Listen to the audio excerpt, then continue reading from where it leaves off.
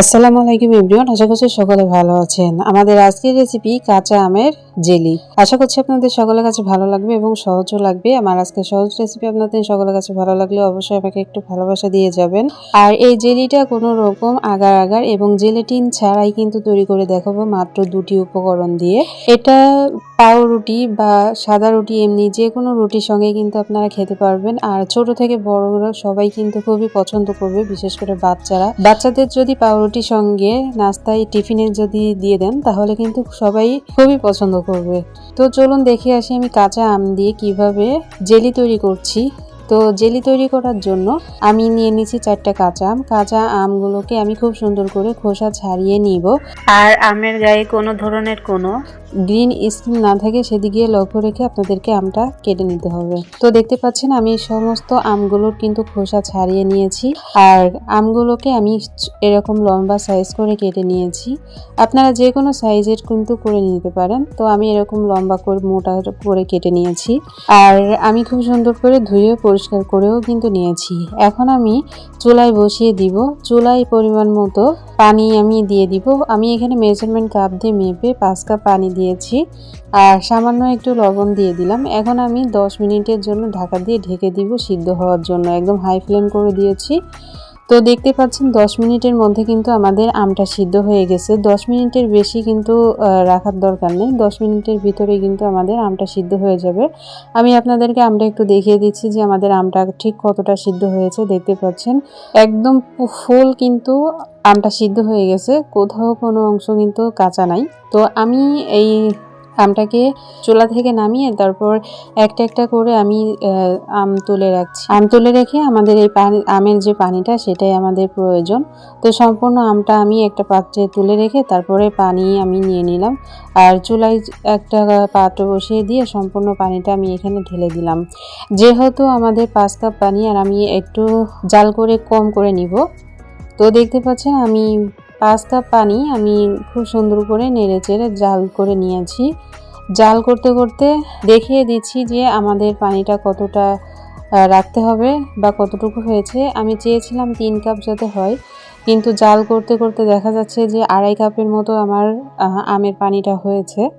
তো আপনারা দেখতে পেলেন আমি আপনাদেরকে মেপেও কিন্তু দেখিয়ে দিলাম।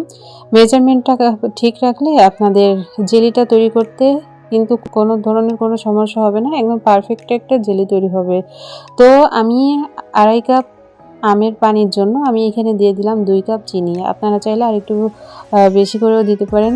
আমের পানি যতটুকু হবে ঠিক সেই পরিমাণে কিন্তু আপনাদেরকে চিনিটা ব্যবহার করতে হবে, তা না হলে কিন্তু হবে না। তো দেখতে পাচ্ছেন আমি 2.5 কাপ পানির জন্য আমি 2 কাপ মেজারমেন্ট কাপ দিয়ে মেপে 2 কাপ চিনি দিলাম। এখন আমি খুব সুন্দর করে নেড়ে চেড়ে নিব যতক্ষণ না পর্যন্ত চিনি গলে যাচ্ছে আর শিরার মতো একটু তৈরি হচ্ছে, ঠিক ততক্ষণ পর্যন্ত আমি এটাকে রান্না করে নিব অনবরত জাল করে। কে কোথা থেকে আমার ভিডিওটি দেখছেন অবশ্যই আমাকে লাইক কমেন্টস করে যাবেন। ভিডিওটি ভালো লাগলে অবশ্যই বন্ধুদের মাঝে শেয়ার করে দিবেন। তো আমি চিনি দিয়ে আবারও খুব সুন্দর করে বলক তুলে নিচ্ছি। দেখতে পাচ্ছেন আমাদের পানিতে যখন বলক চলে আসবে তখন আপনাদেরকে একটু চেক করে নিতে হবে চামচে করে, তারপরে উপরে তুলে নিয়ে তারপরে একটু হাত দিয়ে একটু টান দিলেই দেখা যাবে যে এপাশ ওপাশ থেকে লেগে যাচ্ছে না। তখনই কিন্তু আমাদের বুঝতে হবে যে আমাদের জেলি তৈরি করার জন্য কিন্তু একদম পারফেক্ট ভাবে আমের পানিটা রান্না করা হয়ে গেছে। দেখতে পাচ্ছেন আমি আপনাদেরকে দেখিয়েও দিলাম, ঠিক এইভাবে কিন্তু আপনাদেরকে এই মিশ্রণটাকে করে নিতে হবে। তো আমাদের জেলির পানিটা যখন একদম পারফেক্ট ভাবে তৈরি হয়ে গেছে তখন আমি চুলাটা বন্ধ করে দিব। চুলাটা বন্ধ করে দিয়ে আমি দেখতে পাচ্ছেন আমি একটা কাচের বয়াম নিয়ে নিয়েছি। আর এখানে কিন্তু কাচের বয়ামটাই নিতে হবে। কাচের বয়ামে আমি 1 বয়াম ঢেলে নিলাম। 1 বয়াম ঢেলে নেওয়ার পর বাকি অংশটা আমি দিয়ে দিলাম একটা স্টিলের বাটিতে। স্টিলের বাটি এবং কাচের বয়াম দুটোতেই কিন্তু ভালোভাবে জমাট বাঁধবে।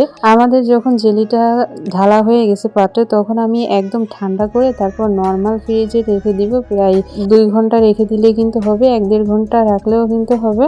তো আমি 2 ঘন্টা পরে আপনাদেরকে জেলিটা দেখিয়ে দিচ্ছি কতটা সুন্দর হয়েছে, কতটা পারফেক্ট হয়েছে। দেখতে পাচ্ছেন আমি আপনাদেরকে একটু চেক করেও দেখিয়ে দিচ্ছি। দেখতে পাচ্ছেন হাতে কিন্তু লেগে যাচ্ছে না। আশা করি বুঝতে পেরেছেন যে জেলিটা কতটা পারফেক্ট হয়েছে। এখন আমি আপনাদেরকে চামচের সাহায্যেও কেটে দেখিয়ে দিচ্ছি যে আমাদের জেলিটা ঠিক কতটা সেট হয়েছে। আমি আপনাদেরকে একটা রুটির উপর তুলেও দেখিয়ে দিচ্ছি যে আমাদের জেলিতে কিন্তু কোনো ধরনের কোনো পানি নেই, একদম সুন্দরভাবে কিন্তু জমাট বেঁধে গেছে। তো দেখলেন তো কতটা সহজ, কতটা সুন্দর একটা জেলি আমি তৈরি করেছি। আচ্ছা, আমি একটা কথা বলতে ভুলে গেছি, আপনারা যখন আমের পানিটা জাল করেছেন তখন কিন্তু একটু গ্রিন ফুড কালার দিতে পারেন। গ্রিন ফুড কালার দিলে কিন্তু জেলি থেকে সুন্দর একটা কালার, মানে কাঁচা আমের যে কাঁচা কালারটা সেটা কিন্তু চলে আসবে। তো আমি কিন্তু এখানে ফুড কালার ব্যবহার করিনি। যাই হোক, আপনারা চাইলে দিয়ে দিতে পারবেন। তো দেখতে পাচ্ছেন আমাদের জেলিটা কতটা সুন্দর হয়েছে। আমি রুটির সঙ্গে পরিবেশনও করে দেখিয়ে দিলাম আপনাদেরকে। আপনারা বাচ্চাদের টিফিন অথবা নিজেরাও কিন্তু খাওয়ার জন্য এভাবে খুব সুন্দরভাবে জেলি তৈরি করে সংরক্ষণ করে নিতে পারেন। ব্রেকফাস্ট অথবা ইভিনিং যে নাস্তাটা করেন সেটাতেও কিন্তু আপনারা এভাবে রুটির সঙ্গে কিন্তু খুব সুন্দরভাবে পরিবেশন করতে পারেন। ফাইনালি আমাদের আজকের রেসিপি এতটুকুই। সবাই অনেক ভালো থাকবেন, সুস্থ থাকবেন। আমাদের পরবর্তী ভিডিও দেখার আমন্ত্রণ জানিয়ে আজ এখানে বিদায় নিচ্ছি। আল্লাহ হাফেজ।